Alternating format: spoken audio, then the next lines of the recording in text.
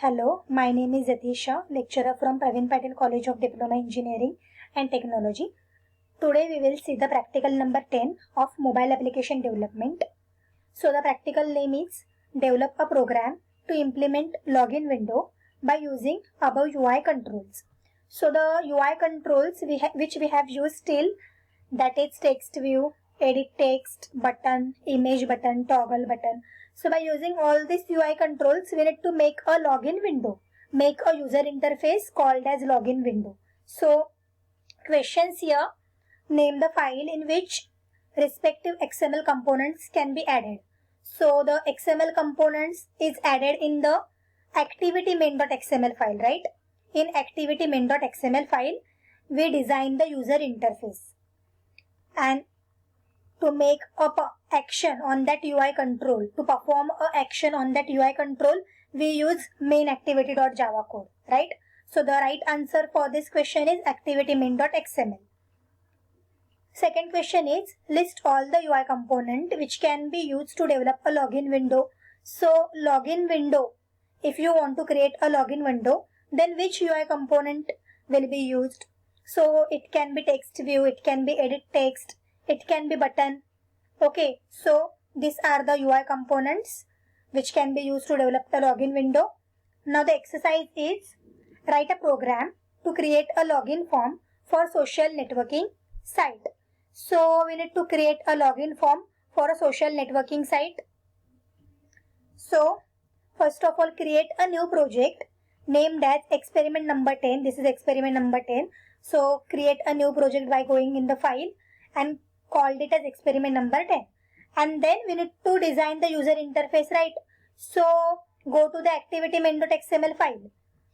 Activity main.xml file I have already created here. So first of all, take any layout like linear, table, relative which you want to use, or directly code it in the constraint layout. Okay, directly code it in the constraint layout. It can be also okay. So we need to use the text view, edit text, right? So first of all, this is login app. This is one text view, right?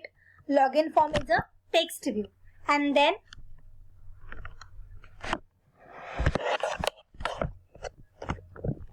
login app is a text view. So this one is a text view I have added. This is the text view username. This is the edit text. This is the edit text. This is text view again, and this is edit text again, so that user can enter username here and password here. Username here and password, and this is the caption you can see. And then this is the submit button. When user will click on this submit button, then it will throw a message, toast message, that login successfully. So in this we have used one text view, then here text view, edit text, text view, edit text, and this is the button. So like this we need to create a user interface. So when you go to the code of activity main.xml file, you can see here, this is the code. When you add the controls, then this code will be automatically added.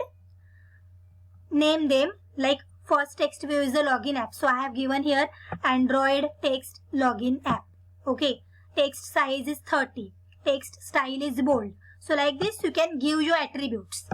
Text color is this, blue.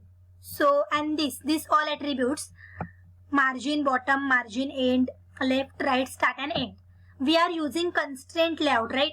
So we can't use margin top, margin left attributes. So directly, if you want to adjust your control, like this is the login app, so you can directly scroll it here. Okay, you can directly move because you are using constraint layout. When using constraint layout, you can directly move your control. You can directly move your control. So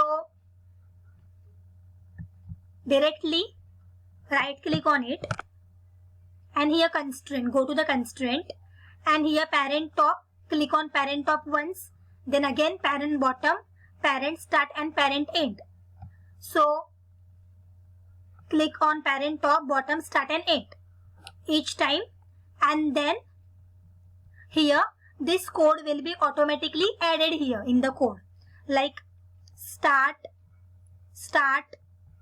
end, bottom and top. Okay, and this left and right is same as start and end. So start, see the value of start 128 and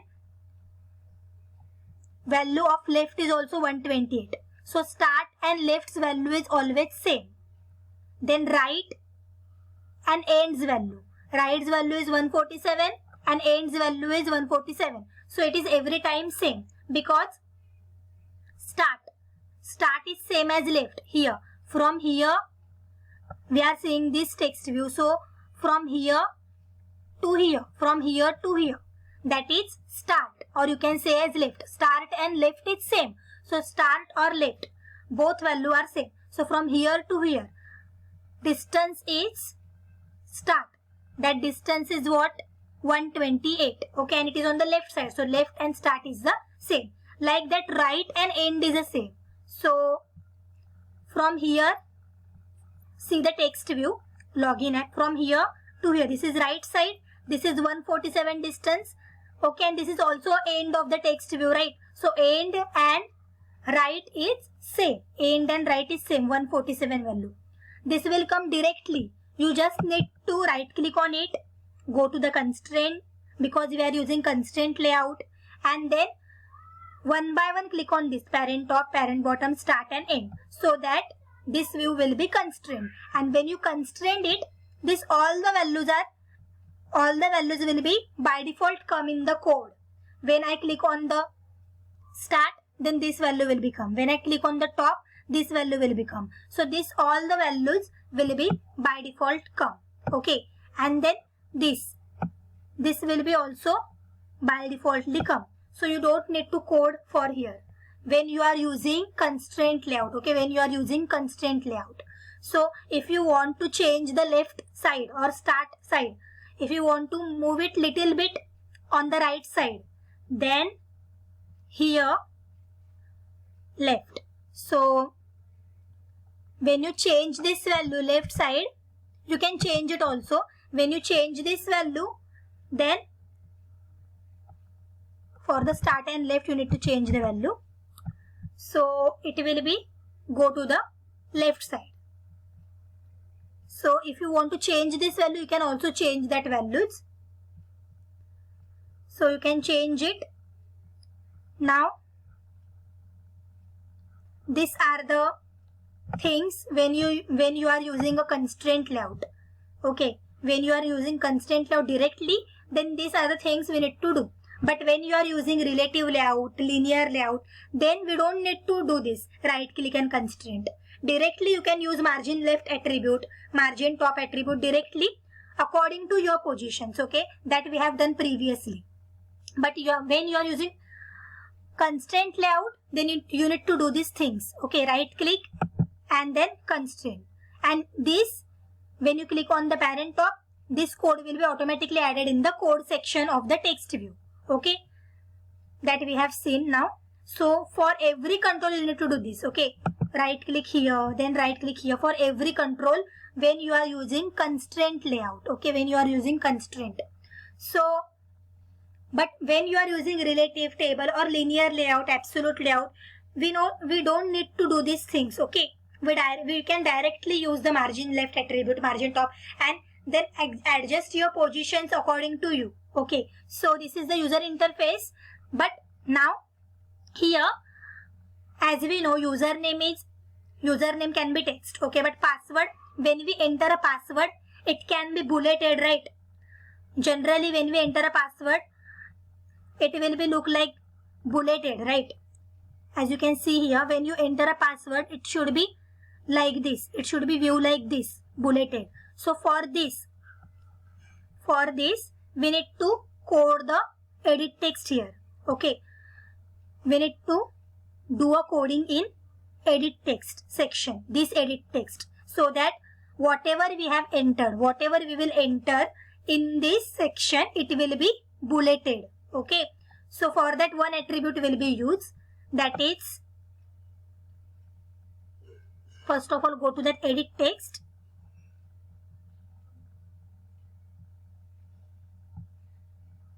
this was the edit text. So here edit text to this is. Now we need to use this attribute Android input type is equal to text password. When we use this input type attribute, then when whatever we enter in this section, in this edit text section for password, then it will be bulleted. Okay, it will be bulleted like this. Whatever we enter in this, it will be bulleted like this by using that Android input type attribute. So we need to use that Android input type attribute on this edit text, So here Android input type is text password. So text password, why? Because our password was text, that's why. Your password can be number password also. So here it is also given the value that is number password. It can be number password, number, decimal, it can be anything. If your password is in number, then you can use your number password. If your password is in text, you can use text password. Okay, so like this we need to do the form. Now here